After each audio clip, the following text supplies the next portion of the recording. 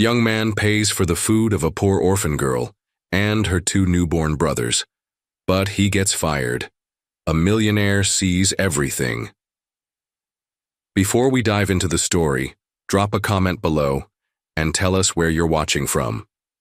Enjoy the story. The fluorescent lights of Walker's Convenience hummed overhead as Ethan Matthews finished restocking the candy aisle. At 18, with sandy brown hair perpetually falling into his eyes, he wasn't where he'd imagined he'd be a year after graduation. But the economy had hit his neighborhood hard, and college had to wait while he helped support his family. 15 minutes and we're free, said Mia, his co-worker, as she counted her register. Any plans tonight? Ethan smiled, patting his pocket, where an envelope held 2 weeks' worth of carefully saved tips. Finally got enough for Abby's birthday present. Going to pick up that art set she's been eyeing after work. The store was nearly empty this Tuesday evening, with only Mr. Peterson browsing the magazines and Mrs. Gonzalez selecting milk in the back. Ethan was halfway through his closing checklist when the bell above the door jingled. A girl no older than 12 stepped in, clutching the hand of what appeared to be her younger sister. Her clothes were clean but worn, her expression far too serious for someone so young. She approached the counter cautiously. "Can I help you?" Ethan asked, setting aside his clipboard. "I need formula and diapers," she said softly, eyes downcast, as she placed a small plastic container on the counter. Inside were carefully stacked coins and a few crumpled dollar bills. "For the twins." Something in her voice made Ethan's chest tighten. "Are your parents with you?" The girl shook her head slightly. "It's just us now. I'm Lily. I take care of them." Ethan nodded, not pressing further. "Let me help you find what you need." He guided Lily through the store, watching as she carefully selected the cheapest formula and the store-brand diapers, constantly glancing back at her money container, as if recalculating with each item. "This should be enough for a week," she whispered, more to herself than to Ethan. Her small hands trembled as she counted out the coins at the register. The total appeared on the screen, $43.76. Lily's face fell as she counted her money again. $37.42. Not enough. "I'm sorry," she mumbled, beginning to remove items. "I'll put back the wipes." Ethan glanced toward the manager's office, then back at the young girl. In her eyes, he saw his sister Abby, what she might become if something happened to their mother. Something twisted in his gut. "Wait," he said, reaching for his wallet. Without hesitation, he pulled out the envelope he'd been saving for weeks. "I've got this." Lily looked up, confused. "But it's okay," Ethan said, swiping his debit card before he could reconsider. "Keep your money for next time." Relief flooded. The girl's face quickly followed by suspicion, a look no child should know. "Why would you help us?" Ethan bagged the items carefully. "Because someone should." As he helped Lily load the supplies into her worn backpack, he noticed a black luxury car parked across the street, its driver watching them intently. Probably nothing, he thought. "Thank you," Lily whispered, her voice cracking slightly. "The babies? They'd be hungry without this. Do you need help getting home?" Ethan asked, concern growing as he considered her walking alone. She shook her head firmly. "We're close, and I know all the safe routes." As Lily disappeared down the street, Ethan felt the weight of eyes on him. His manager, Mr. Chambers, stood by the office door, arms crossed and expression dark. "Matthews, my office tomorrow morning."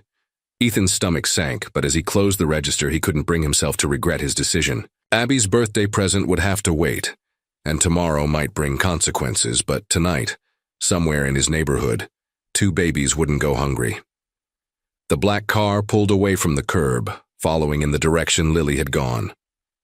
That night, lying in bed, Ethan stared at the ceiling, imagining the art set he'd planned to buy. Instead, he'd bought formula and diapers for a stranger's siblings. What would his mother say? What would happen at work tomorrow? Yet beneath the anxiety, a quiet certainty remained. In a world that had shown his family little kindness during their own struggles, he'd done the right thing. Whatever came next, he could face it knowing that. What Ethan couldn't know was that his simple act of compassion had set in motion events that would transform not only his life, but the lives of many others. The black car, the stern manager, and the brave young girl would all return to his story in ways he could never imagine. But for now, in the quiet darkness of his room, all he knew was that somewhere in the city, 3 orphaned children had what they needed tonight. Somehow, that was enough.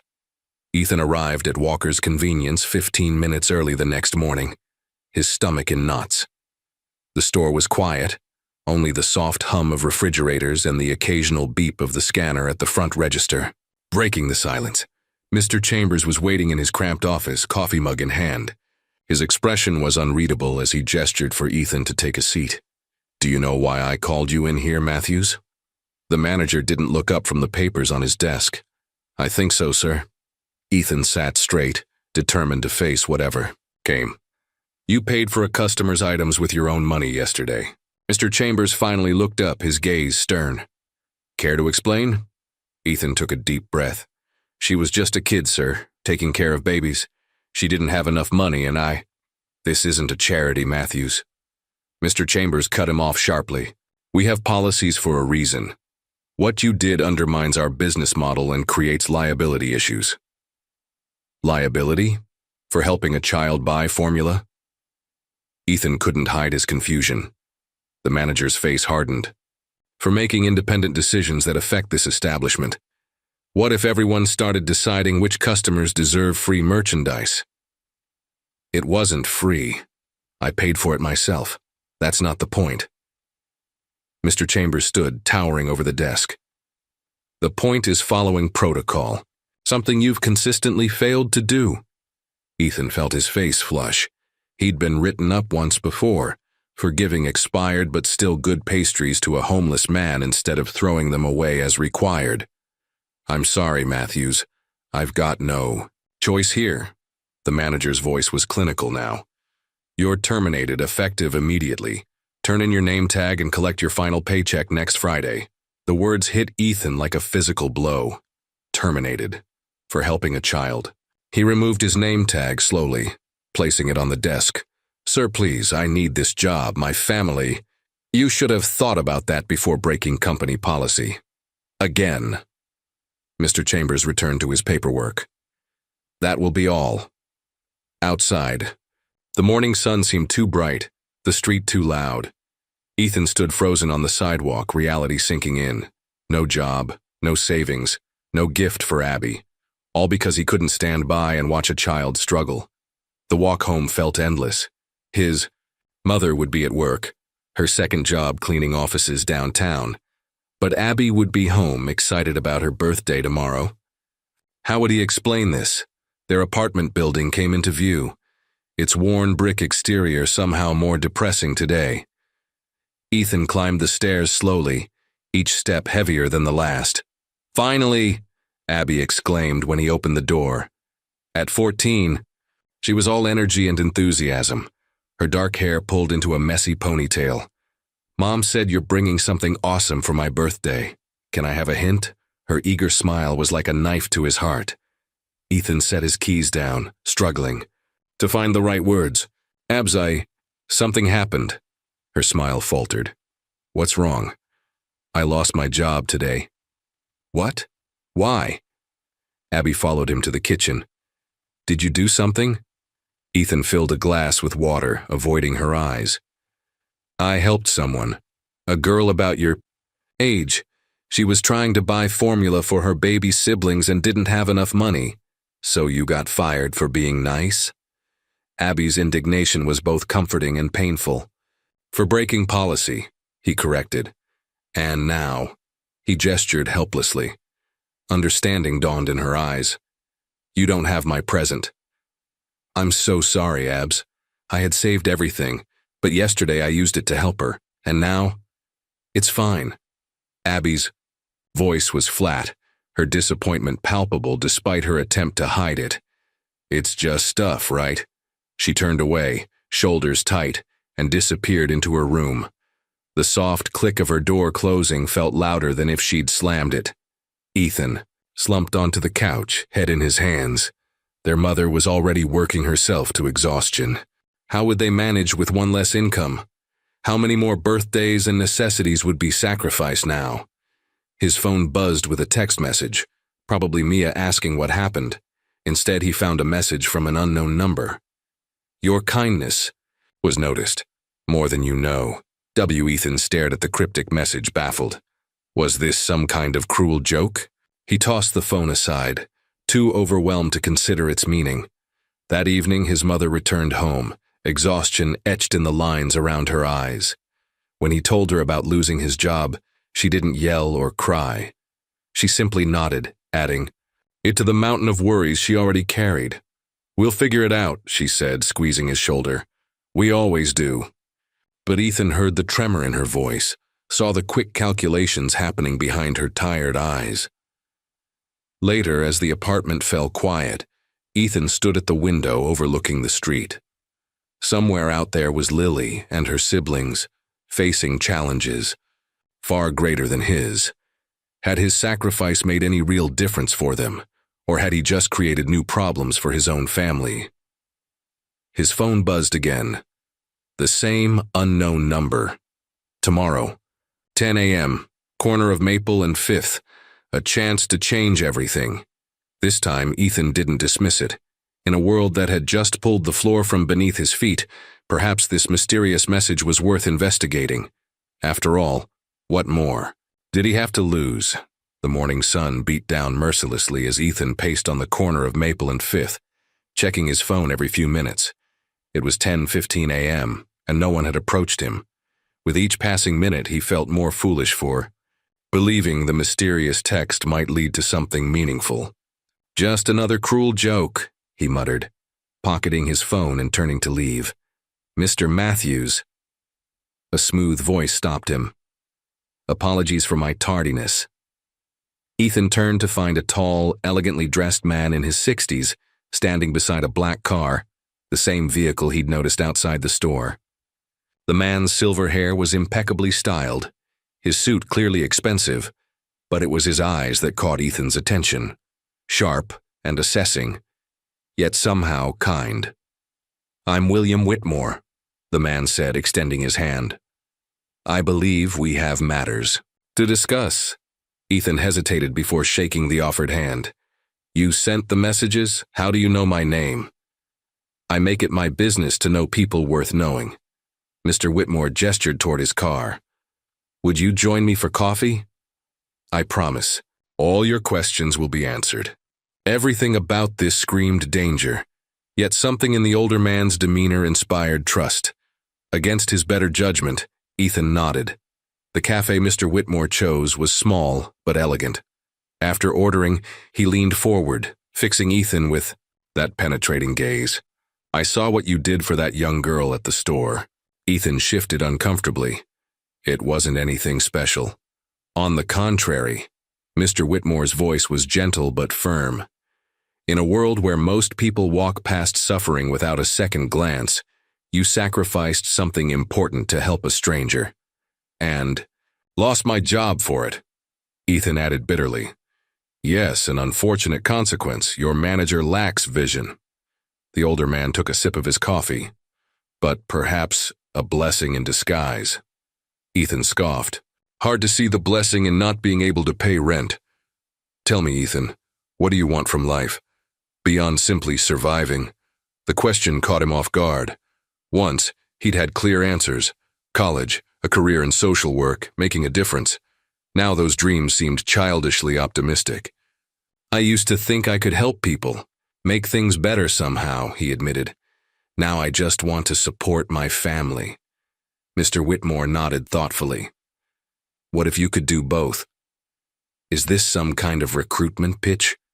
Because I'm not interested in selling anything or joining any—" "Nothing like that," Mr. Whitmore interrupted, amusement tinging his voice. "I run a foundation for children in need. We provide housing, education, medical care, and most importantly, dignity to those society has forgotten." Ethan's skepticism remained. "And what does this have to do with me?"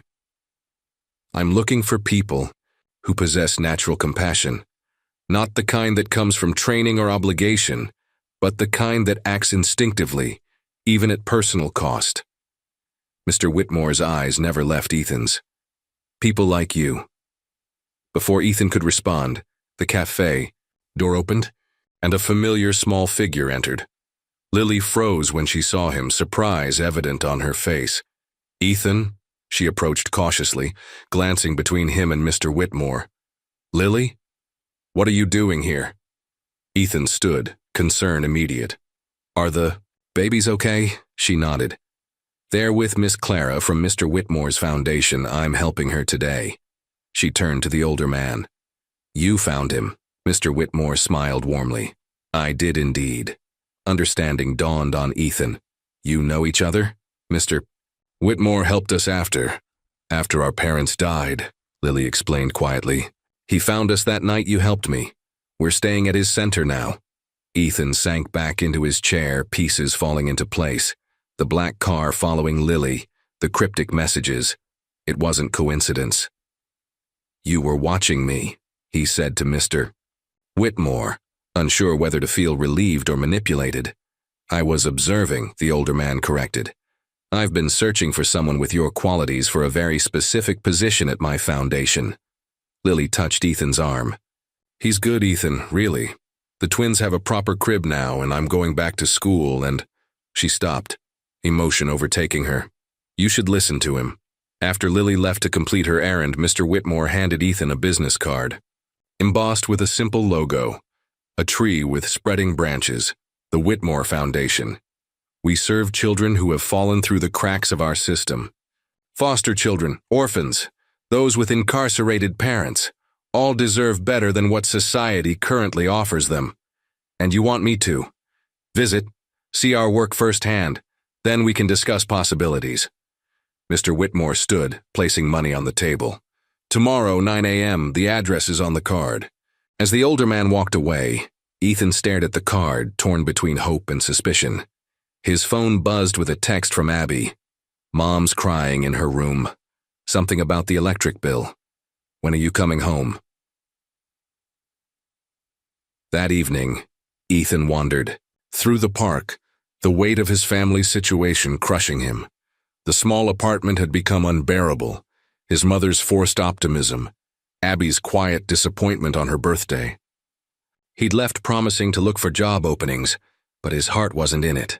Sitting on a bench as twilight deepened around him, Ethan noticed a familiar figure on the swings.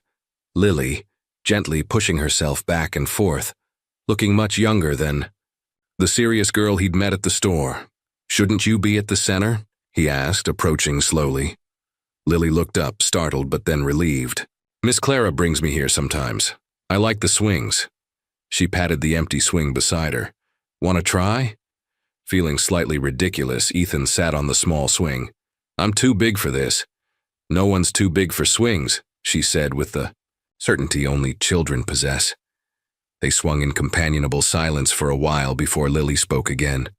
Are you coming tomorrow? To the foundation? Ethan sighed. I don't know, Lily. It seems too good to be true. That's what I thought, too. She dragged her feet, stopping her swing. After Mom and Dad died in the accident, nobody wanted 3 kids, especially with babies. They were going to separate us. Her voice grew quieter. Then Mr. Whitmore found us. He said families belong together. How did he find you? Lily shrugged. He just appears sometimes when people need help most. As darkness settled over the park, Ethan walked Lily back to a modest building with warm light spilling from its windows. A woman greeted them at the door, thanking Ethan for accompanying Lily. Walking home alone, Ethan found himself standing at a crossroads, literally and figuratively. To the left, the path back to his apartment. To right, the future Mr. Whitmore had hinted at. For the first time in days, he felt something stir within him. Not quite hope, but perhaps its precursor, possibility. The Whitmore Foundation occupied a converted brownstone in a quiet neighborhood, its brick facade distinguished only by a small, elegant sign bearing the tree logo from the business card. Ethan hesitated on the sidewalk, watching as staff and visitors entered and exited. Everyone seemed purposeful, engaged, a stark contrast to his own uncertainty. You planning to stand there all day? Ethan turned to find a young woman with vibrant red hair regarding him with amused curiosity. Her name badge identified her as Emily Dawson, Program Coordinator. "I'm meeting Mr. Whitmore," he explained, suddenly feeling underdressed in his best but worn button-down shirt. Recognition flickered in her eyes. "You must be Ethan. We've been expecting you." She extended her hand. "I'm Emily. Mr. Whitmore asked me to show you around, if you arrived before his meeting ended." The foundation's interior was unexpectedly bright and welcoming. What had once been formal rooms now housed various activity spaces. A library filled with colorful beanbags, a computer lab where teenagers worked on projects, and a playroom where toddlers built block towers under gentle supervision. "We currently support 63 children directly and provide resources to hundreds more through our outreach programs," Emily explained as they walked. "Some live here temporarily, others come for daily programs, and many just need a safe space between school and whenever their guardians get home from work." They paused at a nursery where a middle-aged woman was gently rocking an infant. One of Lily's brothers, Ethan realized. "That's Miss Clara with baby Noah," Emily confirmed when she noticed his gaze. "The twins are doing much better since they arrived. Lily's been amazing with them, but she needed support." "Where is Lily now?" "School, regular hours, homework help, normal kid stuff." Emily's voice softened. "That's the goal for all of them, as much normalcy as possible in often abnormal circumstances." As their tour continued, Ethan found himself increasingly drawn to the Foundation's atmosphere. Unlike the sterile, institutional environments he'd expected, each space felt thoughtfully designed to nurture children at different stages and with different needs. "Most of our staff were once in similar situations to these kids," Emily remarked, as they observed a group therapy session through a window. "It gives them unique insight." "Were you?" Ethan asked. Emily nodded, her expression momentarily vulnerable. "Foster care from 8 to 18. 10 homes in 10 years. She straightened, professionalism returning. "Mr. Whitmore found me working. 3 jobs to put myself through college. Said he needed people who understood the system from the inside." Before Ethan could respond, a familiar voice called his name. Mr. Whitmore approached, his stride energetic despite his age. "I see Emily has been showing you our little operation." He gestured toward his office. "Let's talk privately." The office reflected its occupant, elegant but not ostentatious, with numerous photographs of children at various Foundation events covering one wall. Mr. Whitmore settled behind his desk, studying Ethan thoughtfully. "Your impressions so far?" "Impressive," Ethan admitted. "Different from what I expected. Institutional care often fails children because it focuses on management rather than nurturing." Mr. Whitmore leaned forward. "We focus on the latter." "Why am I here, Mr. Whitmore, really?" Ethan asked directly. "I'm not qualified for social work. I don't have a degree or experience." "Experience comes in many forms, Ethan. You grew up caring for your sister while your mother worked multiple jobs. You sacrificed your own needs repeatedly for your family's benefit. And when faced with a child in need, a stranger, you acted without hesitation." Ethan shifted uncomfortably.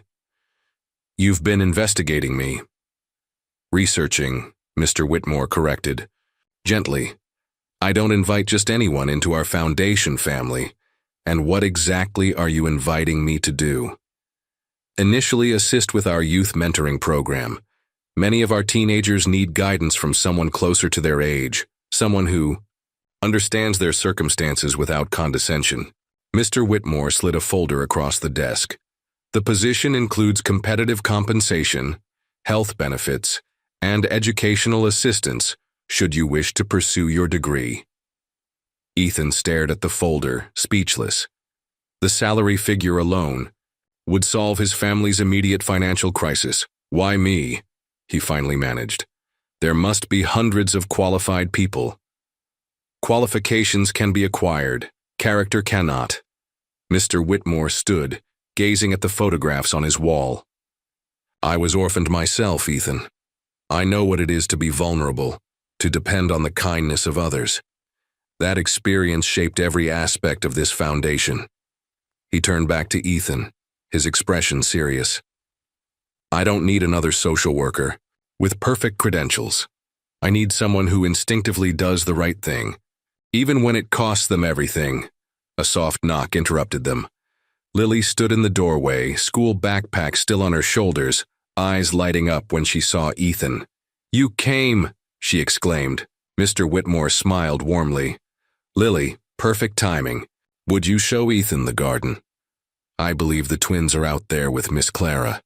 As they walked through the sunlit garden where children of various ages played, Lily chatted excitedly about her new school and friends. Near a small fountain, Miss Clara sat with the twins, now alert and cooing in a double stroller. They're getting so big, Ethan remarked, kneeling to their level. That's what happens when babies get proper care, Miss Clara said, her gentle southern accent wrapping around the words. Regular meals, medical attention, love, works wonders. One of the twins, Lily identified him as Elijah, reached out, grabbing Ethan's finger with surprising strength. Something shifted inside him at that. Simple contact. Are you going to work here? Lily asked hopefully. Ethan met her eyes, then glanced around the garden at the children playing. Safe, cared for, given a chance at normalcy, despite their difficult circumstances. I think I might, he said softly, surprising himself with the certainty in his voice. Later, as Ethan signed the employment paperwork in Mr. Whitmore's office, he felt an unfamiliar sensation, something between relief and purpose. You've made a wise decision, Mr. Whitmore said, accepting the signed forms, not just for yourself, but for the children you'll impact. I hope I don't disappoint you, Ethan replied honestly. You won't. Mr. Whitmore's confidence was absolute. You'll face challenges, certainly. This work isn't easy. But remember why you're here, because when it mattered most, you chose compassion over convenience. As Ethan left the foundation that evening, employment contract in hand and a start date set for the following Monday, he felt lighter than he had in months. The sun was setting over the city, casting long shadows, but for once, the gathering. Darkness didn't feel like an omen. His phone chimed with a text from his mother. Any luck with the job search? For the first time in days, he smiled as he typed his reply. You won't believe what just happened. Ethan's first week at the Whitmore Foundation passed in a blur of training sessions, introductions, and learning the rhythms of his new workplace. By Friday afternoon, he sat in the staff lounge during his break, mentally reviewing everything he'd absorbed. The foundation was more complex than he'd initially realized, with programs ranging from emergency housing to legal advocacy for children. In the system, surviving so far? Emily dropped into the chair across from him, sliding a coffee his way. Barely, Ethan admitted with a tired smile. There's so much to learn. You're doing better than most. The kids already like you. She took a sip from her own cup, especially the teenagers, which is saying something. They usually take weeks to warm up to new staff. Before Ethan could respond, his phone buzzed with a text from Lucas, his former co-worker from Walker's Convenience. Need to talk. Important. Meet at Jefferson Park after your work? Ethan frowned at the cryptic message. Problem? Emily asked, noticing his expression. Not sure.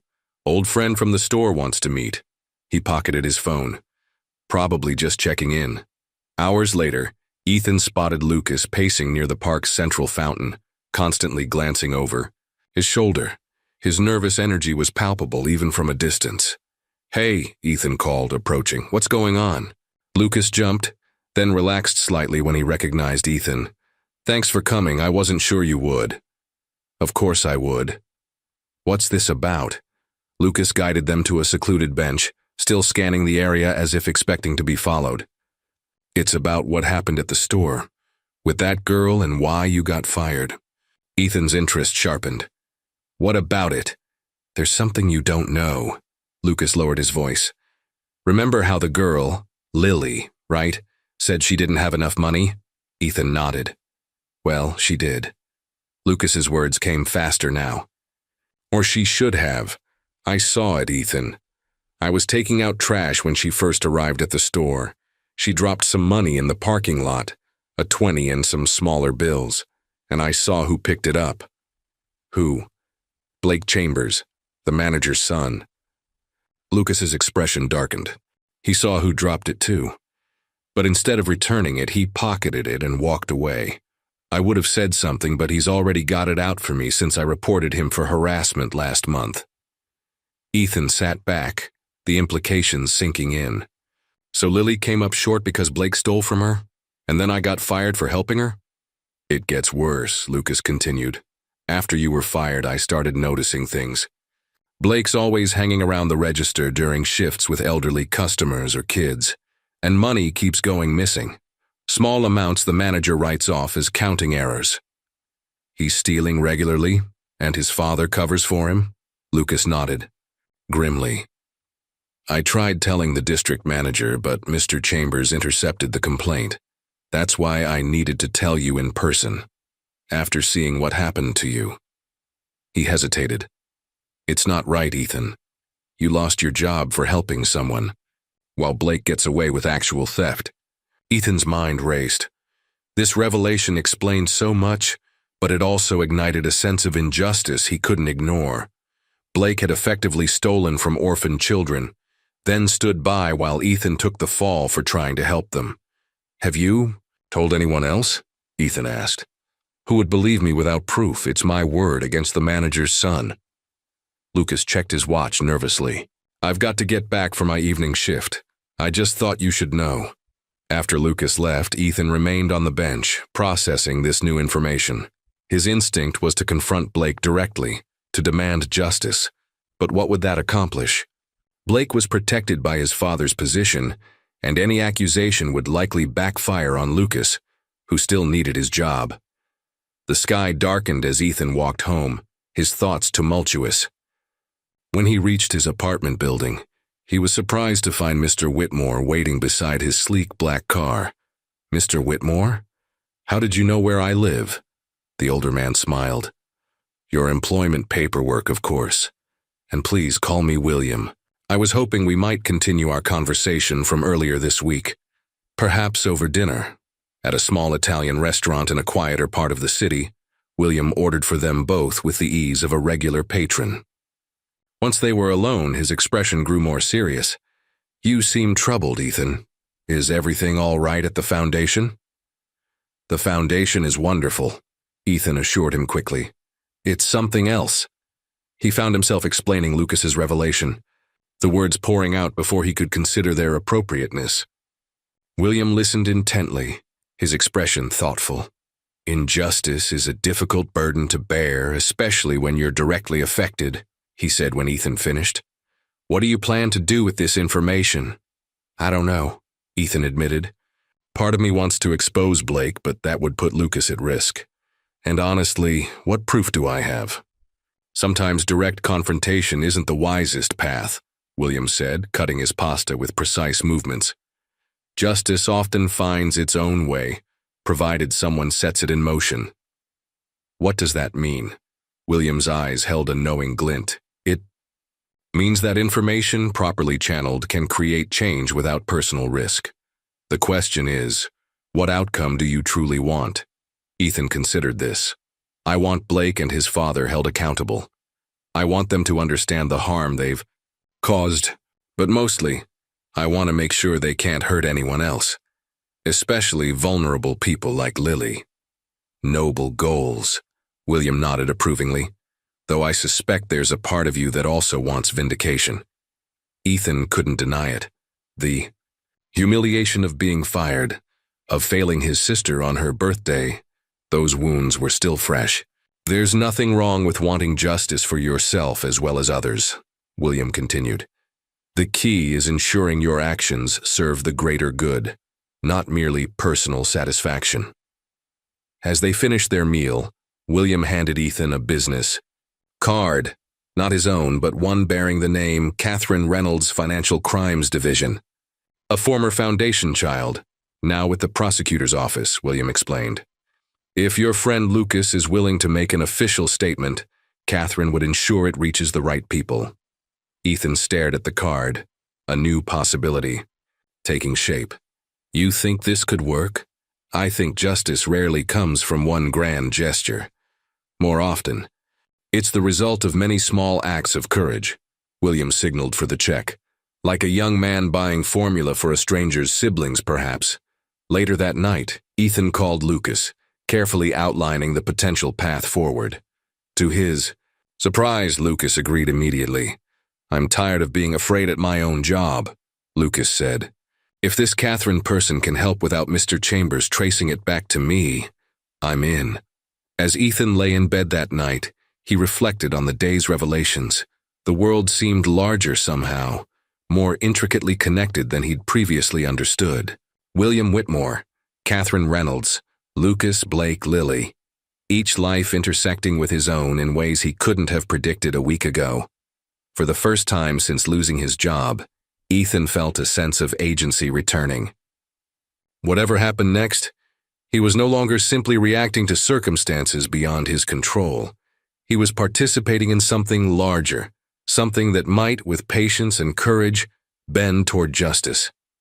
3 weeks into his new position at the Whitmore Foundation, Ethan found himself settling into routines that would have been unimaginable a month earlier. His days were filled with mentoring sessions, activity planning, and the organized chaos that came with supporting dozens of children with complex needs. But as he walked home one evening, the sense of accomplishment from his workday faded. There a apartment building came into view, its aging facade a stark reminder of the financial reality his family still faced. His new salary, while a blessing, hadn't magically erased years of accumulated debt. "Mom," Ethan called, entering the apartment.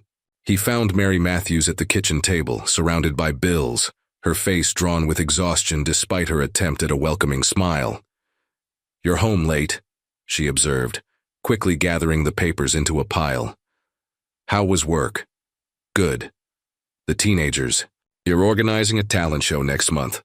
Ethan set his backpack down, eyeing the partially hidden bills.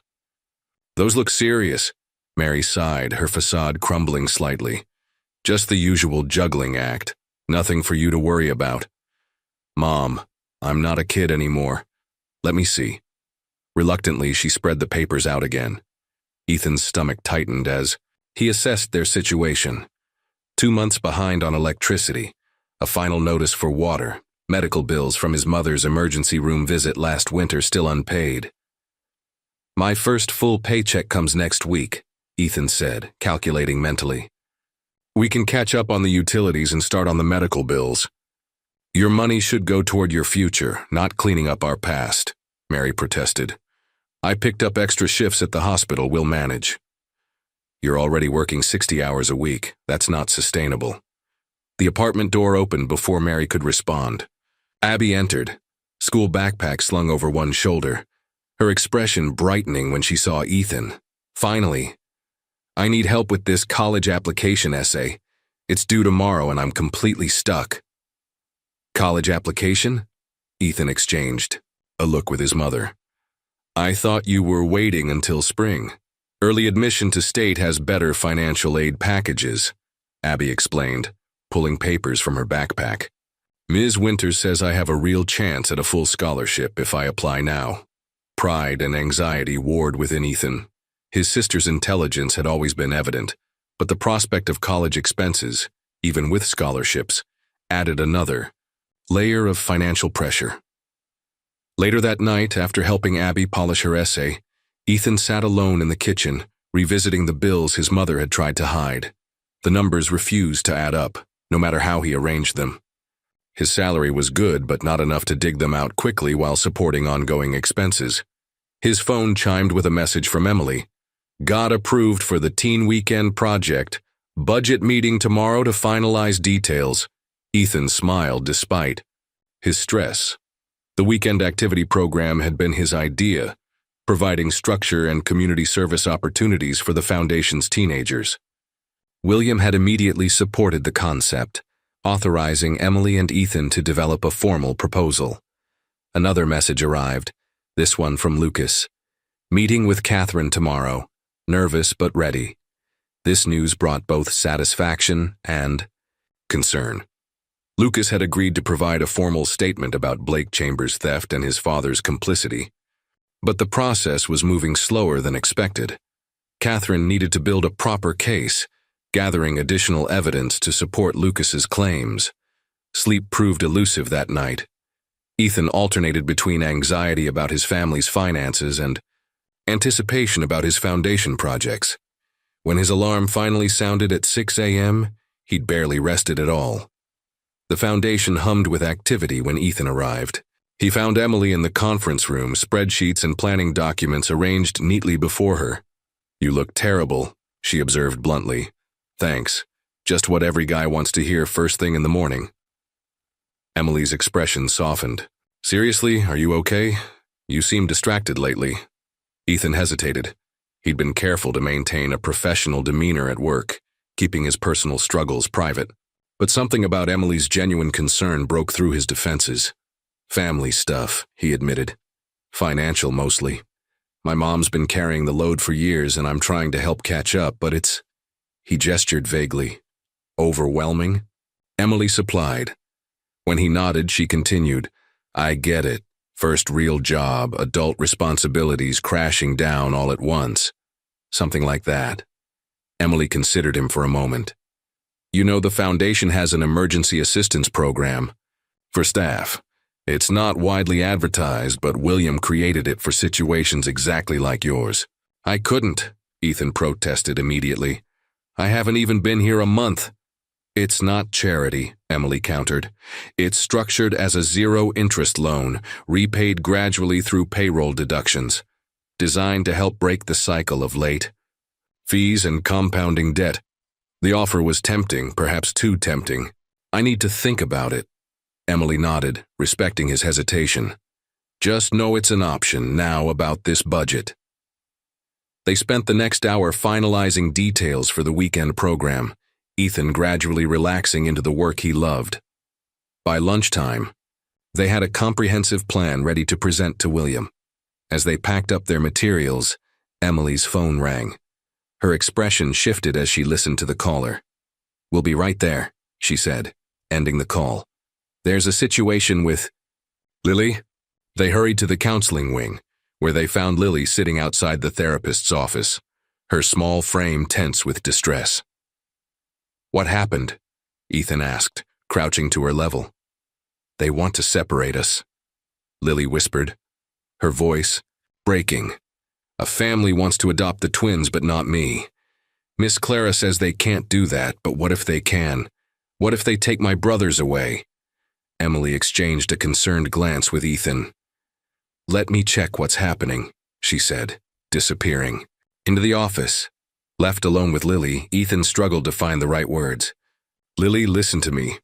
Mr. Whitmore promised you'd stay together, remember? He doesn't break his promises." "But what if it's not up to him?" Tears spilled down her cheeks. "What if a judge decides?" The vulnerability in her question struck Ethan deeply. Despite the foundation's protection, Lily still lived with the fundamental insecurity of a child who had lost everything once before. Emily emerged from the office, her expression carefully neutral. "The counselor wants to speak with you, Ethan." Inside, Dr. Martinez explained the situation. A wealthy couple had indeed expressed interest in adopting infant twins, unaware that Noah and Elijah had an older sister. When informed, they hesitated. "We're not permitting any separation," Dr. Martinez assured him. But Lily overheard part of the conversation with the adoption coordinator and jumped to conclusions. "She's terrified," Ethan said, "after everything she's been through.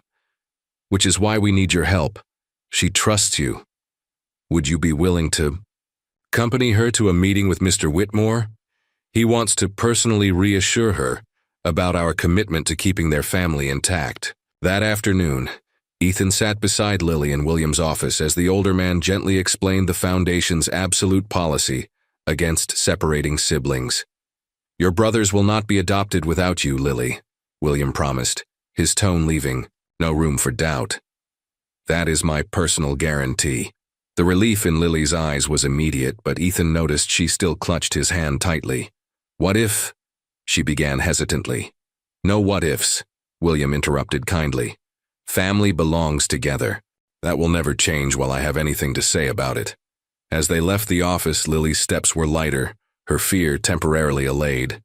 But Ethan's mind was troubled by the fragility of her security, and by extension, the precarious situations of all the children under the Foundation's care.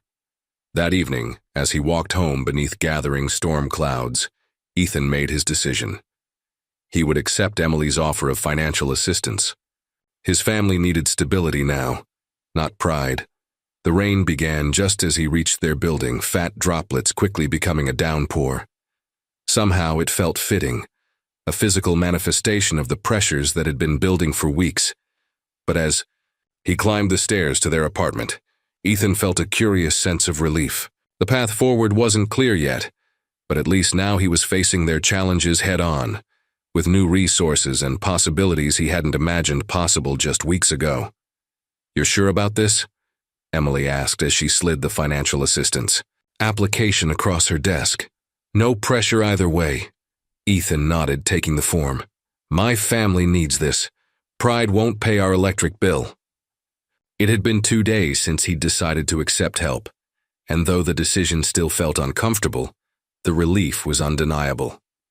The Foundation's emergency program would cover their most pressing debts, allowing them to start fresh without the crushing weight of compounding late fees.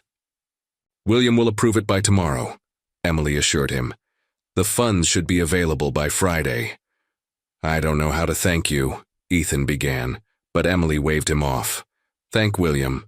This program was his idea, one of many ways he tries to take care of his staff so they can focus on taking care of the kids." The mention of William sparked Ethan's curiosity. Despite working closely with the older man for nearly a month, he realized how little he actually knew about him. "How long have you known him?" Ethan asked. Emily's expression softened. 7 years. He found me during my last semester of college. I was working 3 jobs, sleeping maybe 4 hours a night, and barely staying afloat.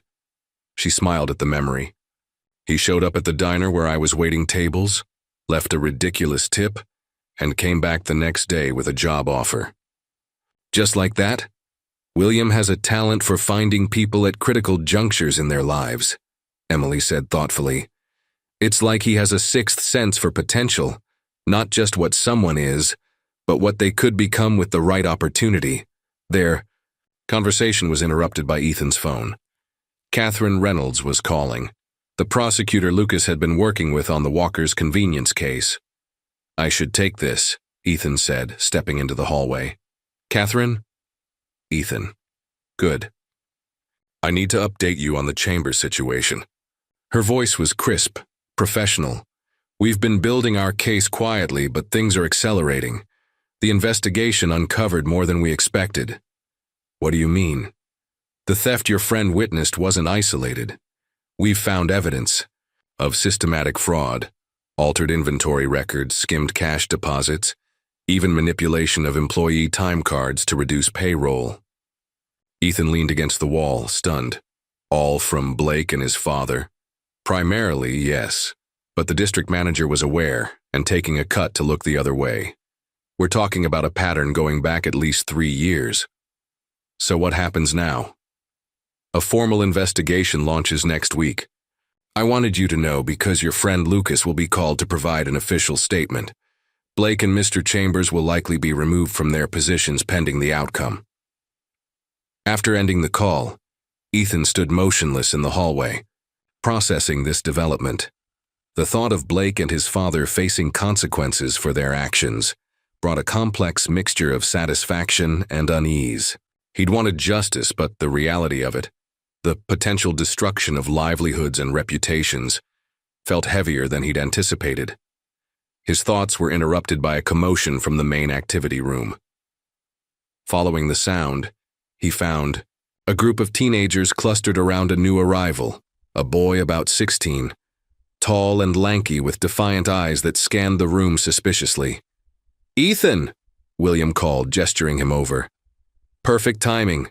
This is Marcus. He'll be staying with us while his situation stabilizes. I'd like you to help him get settled." Marcus regarded Ethan with undisguised skepticism. Another social worker? Great. Not exactly, Ethan replied honestly. I'm new here myself, still figuring most of it out. Something in this admission seemed to surprise Marcus. His posture remained defensive, but his expression softened slightly.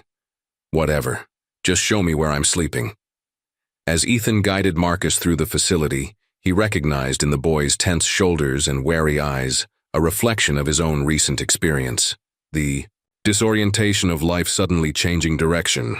The struggle to accept help without feeling diminished by it. It gets easier, Ethan said quietly as they reached the dormitory wing. Not right away, but it does. Marcus glanced at him, a flash of vulnerability crossing his face before his guard returned. You don't know anything about me. True, Ethan acknowledged. But I know what it's like when everything changes overnight. When you feel like you've lost control of your own story. The boy didn't respond, but his silence felt less hostile as Ethan helped him settle into his assigned room. Later that afternoon, Ethan found himself alone with William in the Foundation's small garden, discussing Marcus's arrival and the upcoming weekend program for the teens. You handled Marcus well, William observed. He responds better to authenticity than authority. He reminds me of me, Ethan admitted. Angry at circumstances beyond his control, suspicious of sudden benevolence. William nodded thoughtfully. The most effective mentors are often those who remember their own struggles clearly. It creates capacity for genuine empathy. A comfortable silence fell between them as they watched butterflies flutter among the late summer flowers. Ethan felt an increasing curiosity about this enigmatic man who had so dramatically altered his trajectory. Emily mentioned you have a talent for finding people at critical moments, Ethan said carefully. Is that how you found me? Or was it really just coincidence that you witnessed what happened with Lily? William's eyes crinkled with amusement. I've never been a great believer in coincidence, Ethan. Let's just say I pay attention to patterns most people overlook. What kinds of patterns? Moments of authentic character, when people reveal who they truly are through their actions, especially when they believe no one is watching. William's gaze was penetrating but kind. Your interaction with Lily was one such moment. Ethan considered this. So you were, what, testing me? Observing, William corrected gently. There's a difference. A test implies pass or fail criteria. I was simply witnessing your natural response to a challenging situation. Before Ethan could pursue this further, his phone chimed with a text from his mother. Good news. Abby's application for early admission was accepted. Celebration dinner tonight? Joy surged through him, temporarily displacing his questions about William. My sister got early admission to state, he explained, unable to contain his smile. She's brilliant. Always. It's been. Congratulations to her, William said warmly. Family achievements are to be celebrated. Take the evening off if you'd like. The Foundation will still be here tomorrow. That night, as Ethan watched his mother and sister laugh over a modest but joyful dinner, he felt a curious sense of transition.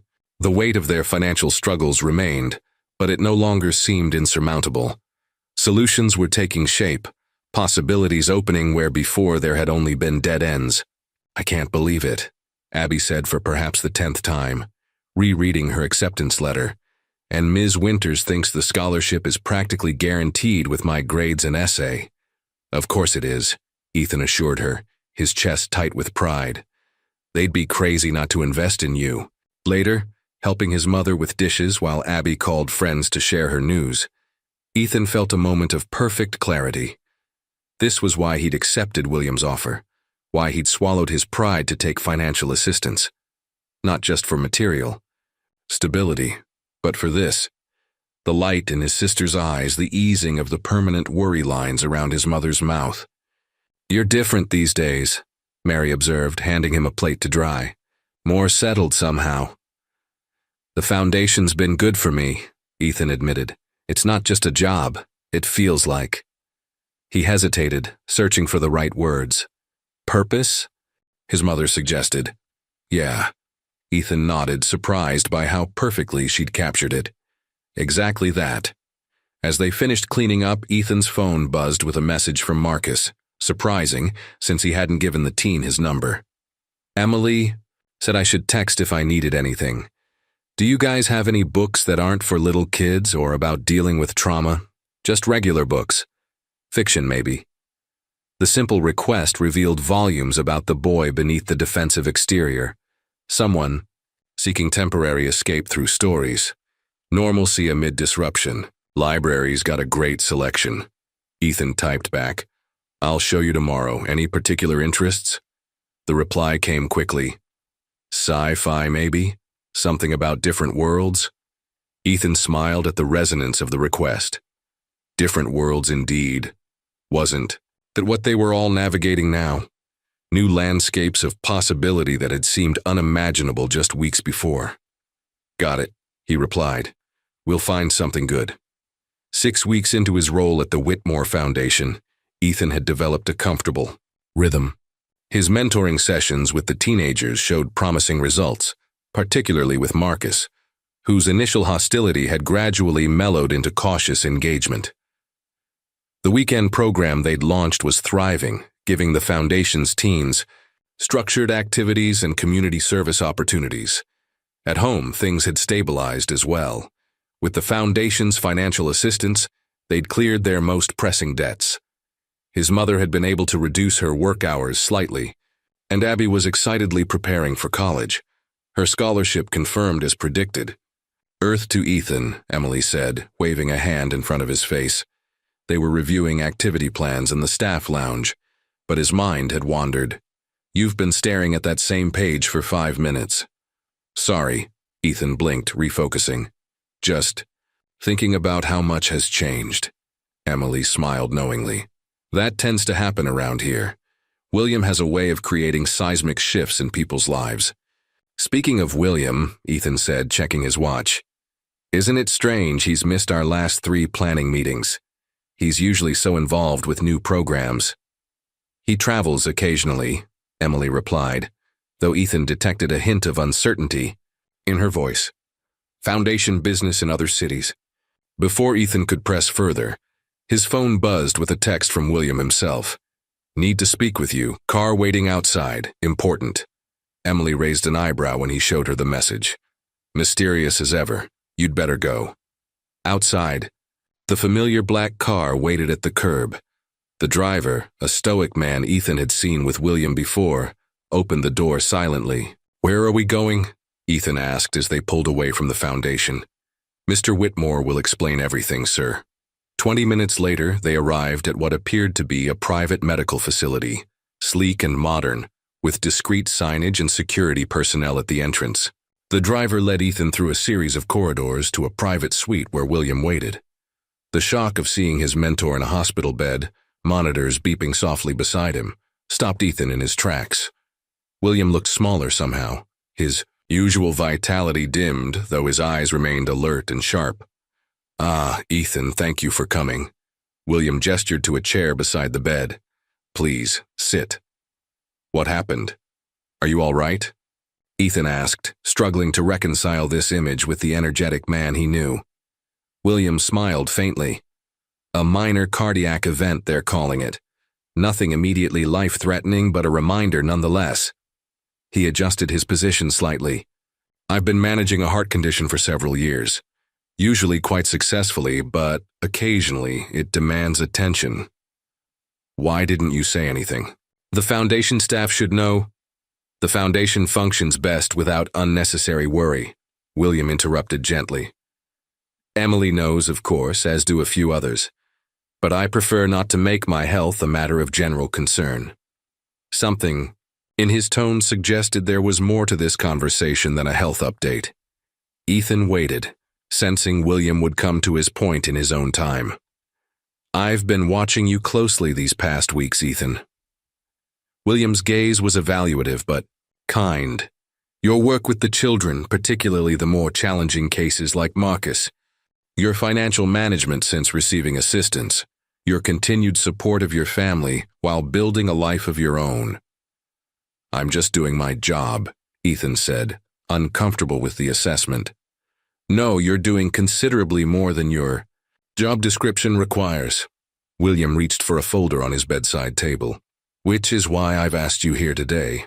There are things about the foundation, about me, that you should know. He handed Ethan the folder. Inside were legal documents, financial statements, and photographs, decades of them, showing William in various locations around the world, often with children who appeared to be in difficult circumstances.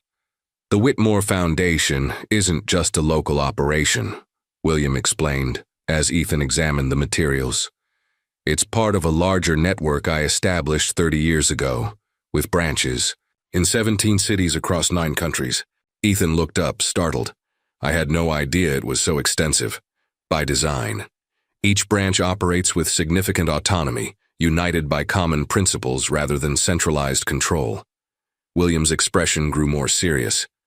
The work we do often intersects with powerful interests, political, commercial, sometimes criminal. A lower profile serves our purposes better. The implications of this were still sinking in when William continued, his voice quieter now. What I'm about to tell you must remain between us for the moment. Can I trust your discretion, Ethan? Ethan nodded, a mixture of curiosity and apprehension tightening his chest. I wasn't born William Whitmore, the older man began. That name, and the identity attached to it, was created when I was 22. After I inherited a substantial fortune from a family that had, quite frankly, done considerable harm in amassing it. He paused, seeming to measure Ethan's reaction before continuing. My birth name was Edward Holloway. My father, Richard Holloway, built his empire through means that were often legal but rarely ethical, exploiting vulnerable communities, manipulating local governments, destroying environments for profit. Ethan struggled to process this revelation. You changed your identity to escape that legacy? Not to escape it, to transform it. William's voice strengthened with conviction. I couldn't return what had been taken, but I could redirect those resources toward healing similar harms.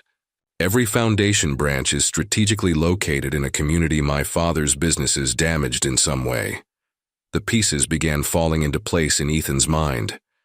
William's passionate commitment to children in crisis, his emphasis on long-term, structural solutions rather than temporary charity, his personal interest in Lily's family staying together. My father separated families when it served his interests, William continued as if reading Ethan's thoughts. Displaced communities, created economic conditions that forced parents to leave children behind while seeking work. The consequences echo through generations. So the foundation is your way of making amends, Ethan said softly. It's my life's work. William adjusted himself again, wincing slightly. Which brings me to why you're here. My physicians are recommending procedure, one with an excellent prognosis but requiring significant recovery time. How long will you be away from the foundation? Several months potentially, and I need someone I trust implicitly to oversee certain aspects of our work during that time. William's gaze was steady, intent. I'm asking you to temporarily step into an expanded role, Ethan, working closely with Emily and our senior staff, but with specific responsibilities that require particular judgment. Ethan felt a wave of inadequacy. I've only been here 6 weeks. Surely there are others with more experience. Experience can be acquired, William interrupted. Character is revealed. You've demonstrated precisely the qualities needed for this role. Compassion balanced with practicality, integrity even at personal cost, and perhaps most importantly, the ability to see beyond surface circumstances to underlying truths. The weight of what William was asking settled on Ethan's shoulders. What exactly would this role involve? William smiled, something like relief crossing his features. Emily will brief you on the operational details. For now, I simply need to know, are you willing to help me ensure the Foundation's work continues uninterrupted during my absence? Looking into William's eyes that had seen something in him when he was just a cashier making a small decision of conscience, Ethan felt a certainty that transcended his doubts. Yes, he said firmly. I'll do whatever you need. The relief. William's expression deepened. Thank you, Ethan. I had hoped, expected even, that would be your answer. He reached for a small bell beside his bed. Now, I believe it's time for you to meet someone else integral to our work. The door opened, revealing a tall, distinguished woman in her 50s. Her presence commanded immediate attention, though. Her smile was warm as she approached. Ethan, this is Victoria Reynolds, Catherine's mother and my oldest friend. She serves as the Foundation's chief legal counsel and will be your primary guide in the weeks ahead. Victoria extended her hand, her grip firm and confident. Mr. Whitmore speaks very highly of you, Ethan. We have much to discuss. As they left William to rest, Ethan's mind reeled with the implications of what he'd learned. The Foundation and William himself were far more complex than he'd imagined. And now, inexplicably, he was being drawn deeper into this world, entrusted with responsibilities he couldn't yet fully comprehend. Victoria led him to a sleek conference room elsewhere in the facility. William has been planning this transition for some time, she explained, though his cardiac event accelerated our timeline. I still don't understand why he chose me, Ethan admitted. I'm hardly qualified. Victoria's expression softened slightly. William doesn't select people based on conventional qualifications, Ethan. He sees patterns, potentials, character revealed in critical moments. She smiled. Much like he saw in me 30 years ago, when I was a struggling single mother working 3 jobs while attending law school. The parallels weren't lost on Ethan. Once again, he found himself wondering about the seemingly random circumstances that had brought him into William's orbit, and whether they had been random at all. The Whitmore Foundation maintains 3 types of operations, Victoria explained, sliding documents across the conference table. Public programs, like the one you've been working with. Strategic initiatives, longer-term projects addressing systemic issues. And emergency interventions, immediate responses to crisis situations involving children. It was Ethan's 3rd meeting with Victoria since William's hospitalization, and the scope of the Foundation's work continued to astonish him. What he'd initially perceived as a local community organization was in reality a sophisticated network with global reach and significant resources. Your temporary role will focus primarily on our public programs, Victoria continued, but with oversight responsibilities for certain strategic initiatives that William was personally managing. And the emergency interventions? Ethan asked. Victoria exchanged a glance with Emily, who had joined them for this briefing. Those are handled by specialized teams. You'll be informed when necessary, but direct involvement will be limited for now. The careful phrasing suggested boundaries around information. Boundaries Ethan suspected were as much for his protection as for operational security. William's surgery is scheduled for tomorrow, Victoria added. The medical team is optimistic, but his recovery will take time. We'll need you to step into your expanded role immediately. The following day passed in a blur of briefings, introductions to staff Ethan hadn't previously met, and mountains of information to absorb. By evening, he retreated to his small office, mind reeling with newfound responsibility. Overwhelming, isn't it? Emily appeared in his doorway carrying 2 cups of coffee. The first time William showed me the full scope of operations, I didn't sleep for 3 days. Ethan accepted the coffee gratefully. I still don't understand why he chose me for this. I have no experience managing anything, let alone something this complex. Experience isn't what William values most, Emily said, echoing Victoria's earlier sentiment. He trusts your instincts, your judgment under pressure. She smiled. If it helps, I wasn't much older than you when he promoted me to program coordinator after just 4 months. How's William doing? Have you heard anything about the surgery? Still in recovery, but Victoria says it went well. Emily's expression softened. He's stronger than he looks, Ethan. This isn't his first health challenge. As Emily left, Ethan's phone chimed with a text from his mother. Working late tonight? Abby's making her famous lasagna. The simple message triggered a pang of guilt. In the whirlwind of recent developments, he'd had little time for his family. Despite the financial stability his job had brought them, his physical and emotional presence had become increasingly limited. "Save me a piece," he texted back. "Important work project. We'll explain later." The next week established new patterns in Ethan's life. Mornings began with program oversight meetings, afternoons with site visits to the Foundation's various local operations, and evenings with reports and planning sessions. The teenagers he'd been mentoring, including Marcus, were temporarily assigned to other staff, though he made efforts to maintain those connections when possible. One evening, as he reviewed budget allocations in William's now vacant office, Victoria arrived with a security-sealed envelope. "This requires your immediate attention," she said, her typical formality tinged with unusual urgency. "A situation has developed in one of our strategic initiatives." Inside the envelope, Ethan found reports about a foster care facility in a neighboring county, one supposedly providing specialized care for children with medical needs. Allegations of neglect and financial misconduct had emerged, but local authorities were moving slowly, hampered by the facility director's political connections. "William had been monitoring this situation for months," Victoria explained. "We have credible information that conditions are deteriorating rapidly for the children." "What's our response?" Ethan asked, studying the documentation. "That's what we need you to decide."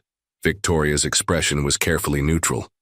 "William left specific instructions that this would be your first major test. You have 3 options outlined on page 4. The options ranged from applying formal pressure through legal channels, slow but safe, to a coordinated media exposure campaign, faster but less controlled, to a direct intervention involving the removal of the most vulnerable children, to foundation care, immediate but legally complex and potentially risky. Ethan felt the weight of the decision acutely. 38 children were living in potentially dangerous conditions. Every day of delay meant continued suffering, yet hasty action could create other complications. "I need more information," he said finally. "Current conditions verified by someone we trust, and I want to understand exactly what happens to these kids in each scenario." Victoria smiled, the first genuine smile Ethan had seen from her. "That's exactly what William hoped you'd say. Neither immediate action nor excessive caution, but balanced judgment." She stood. "Emily will connect you with our assessment team. They can be on site within hours." The next 48 hours were the most intense of Ethan's life. Reports from the assessment team confirmed the facility's deteriorating conditions, with several children requiring immediate medical intervention. After consulting with Victoria and Emily, Ethan authorized a hybrid approach: legal action coupled with a carefully managed information release to selected journalists, creating pressure that led to an emergency inspection. By the 3rd day, the facility was under state control, its director suspended pending investigation, and arrangements were underway to transfer the children to appropriate care settings, including some to Whitmore Foundation programs. "Well done," Victoria said when the situation had stabilized. "William will be pleased." "It wasn't just me," Ethan insisted. "The assessment team, the legal staff, Emily, everyone knew exactly what to do." "Yes, but they needed someone to make the final call, to take responsibility for the decision and its consequences. That was you." Victoria studied him thoughtfully. "You're growing into this role faster than any of us expected." As Ethan left the foundation that evening, exhausted but satisfied, he spotted a familiar face waiting near the entrance. Lily, sitting on a bench swinging her legs anxiously. "Ethan!" she called, jumping up. "Miss Clara said you were super busy with important work, but I really needed to see you." "What's wrong?" he asked, immediately concerned. "Are the twins okay?" "They're fine," Lily hesitated, then blurted out, "There's a family that wants to adopt us, all 3 of us together." The news sent a complex wave of emotions through Ethan, joy for Lily and her brothers, but also a surprising sadness at the thought of them leaving the foundation. "That's amazing, Lily. Tell me about them." As they sat on the bench together, Lily described the potential adoptive family with cautious excitement, a couple who had specifically sought siblings to adopt, both educators, with a house near the beach, and a golden retriever named Maple. They've visited 5 times, Lily explained. They even learned how to take care of the twins' special needs, but she trailed off, suddenly uncertain. But what? What if they change their minds? Lily's voice trembled slightly. What if they decide it's too much work, or that I'm too... or... Hey, Ethan interrupted gently. Remember what Mr. Whitmore always says? Family belongs together. This couple understands that. They specifically chose to keep you 3 together.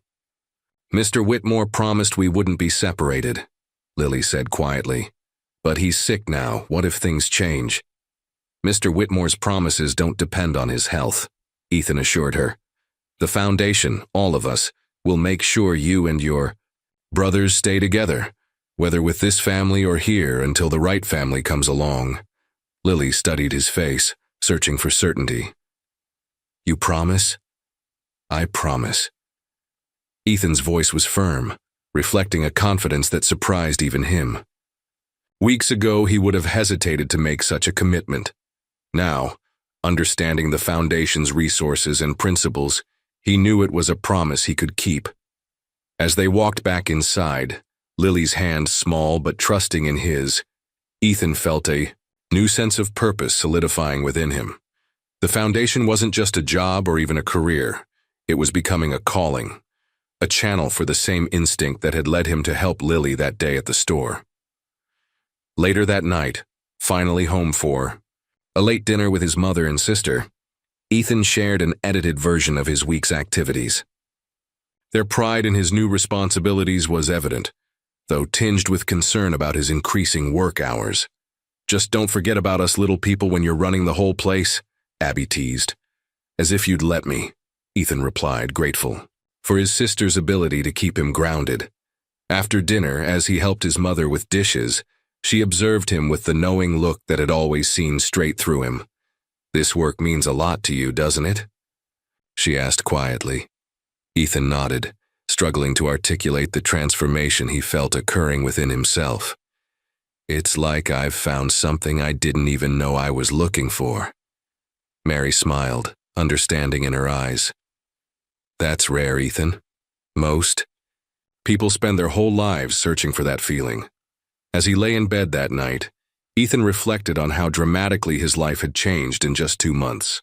From cashier to foundation leader, from struggling to make ends meet to helping shape policies that affected hundreds of children's lives. The responsibility was enormous, but for perhaps the first time, he felt equal to the challenge. His phone buzzed with a message from an unknown number. Surgery successful. Recovery begun. Well done with Riverside facility situation. Keep trusting your instincts. WW. The simple message filled Ethan with renewed determination. Whatever tests lay ahead, he would face them with the same clarity of purpose that had guided his decision that day at Walker's Convenience. The decision that had changed everything. Autumn arrived, bringing crisp mornings and earlier sunsets to the city. 3 months into his expanded role at the Foundation, Ethan had developed a rhythm that balanced his professional responsibilities with family time.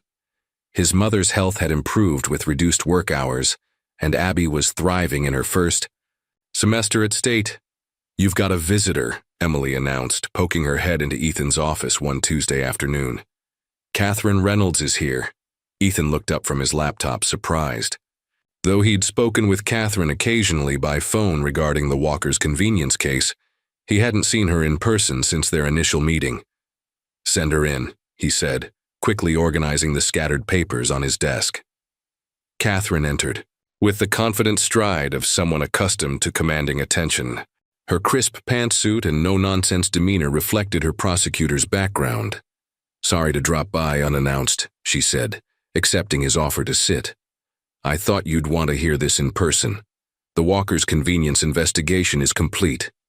Ethan's heartbeat quickened. What happened? The evidence was overwhelming once we started digging. Blake Chambers has been charged with multiple counts of theft and fraud. His father faces charges for covering up the crimes and falsifying business records. Catherine's expression remained professional, but satisfaction gleamed in her eyes.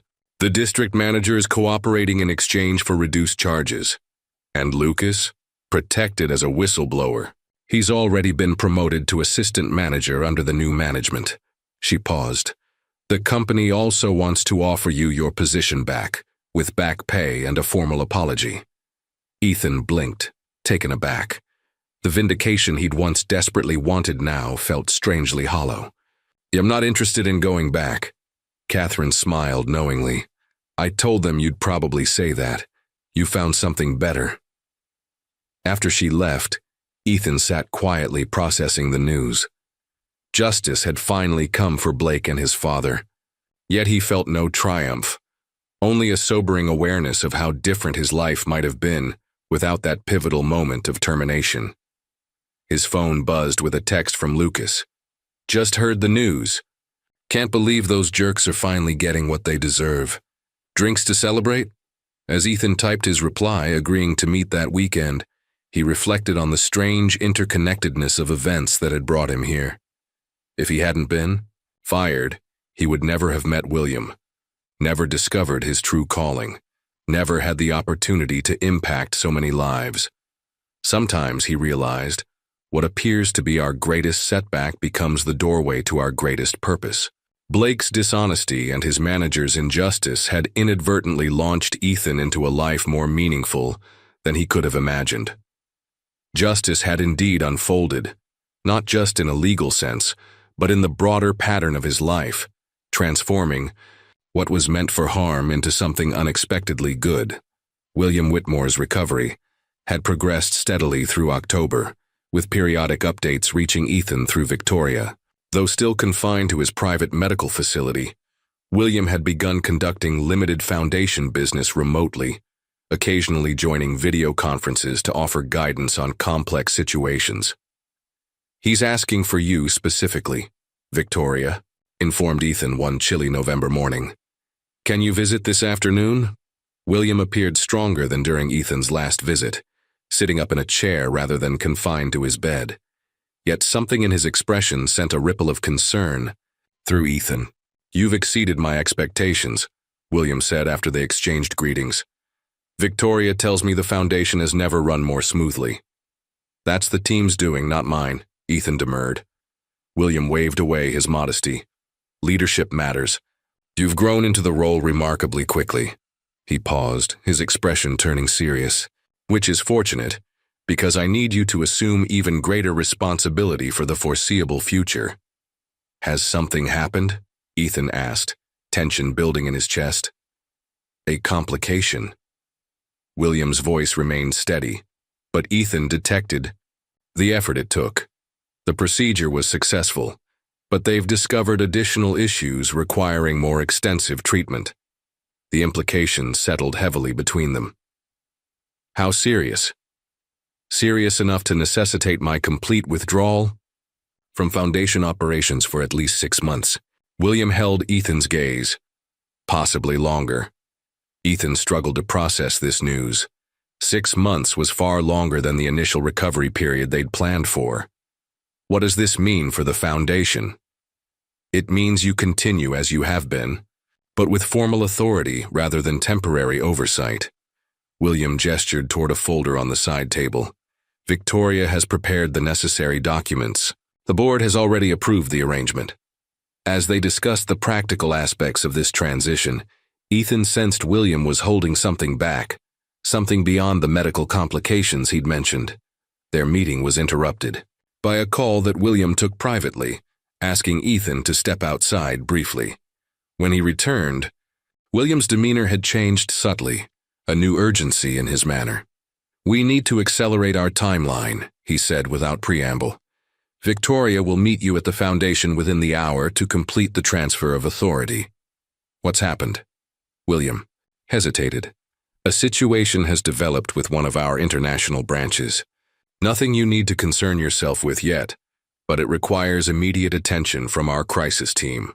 That evening, after signing numerous legal documents with Victoria, Ethan returned home feeling the weight of his expanded responsibilities. He had just settled at the kitchen table with a sandwich when his phone rang. Emily's number. Her voice was tight, controlled in a way that instantly alarmed him. "Ethan, you need to come back to the foundation. Now." "What's wrong?" A pause, then. "It's William, he's gone." The world seemed to tilt beneath Ethan. "Gone? What do you mean, gone?" "Cardiac arrest about an hour ago. They couldn't revive him." Emily's professional composure cracked slightly. "Victoria's gathered the senior staff. We need you here." The Foundation building was eerily quiet when Ethan arrived. Staff members moving through the halls with shocked expressions and hushed voices. In the conference room, Victoria stood at the head of the table, her face pale but composed. William prepared extensively for this possibility, she began once everyone was seated, though none of us expected it so soon.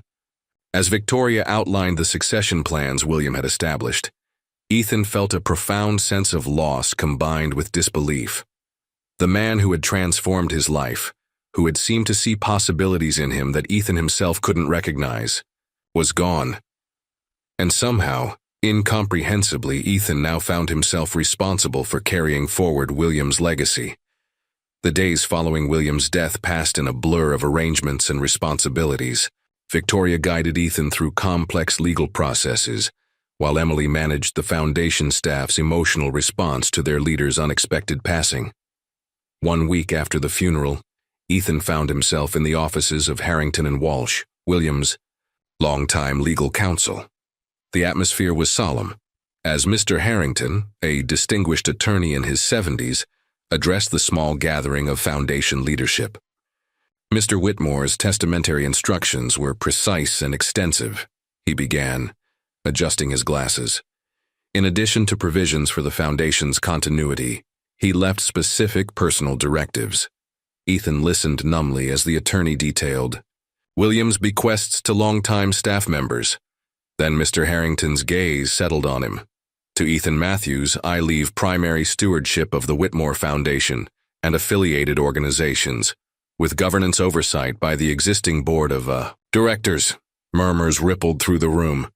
Ethan sat frozen, certain he'd misheard. Additionally, the attorney continued, Mr. Matthews inherits my personal residence and a trust established for his educational advancement and family support. Victoria squeezed Ethan's arm gently, grounding him as the attorney continued. Mr. Whitmore left you this letter, Mr. Harrington said, handing Ethan an envelope. His instructions were that you read it privately. That evening, alone in William's, now his office, Ethan finally opened the letter with trembling hands.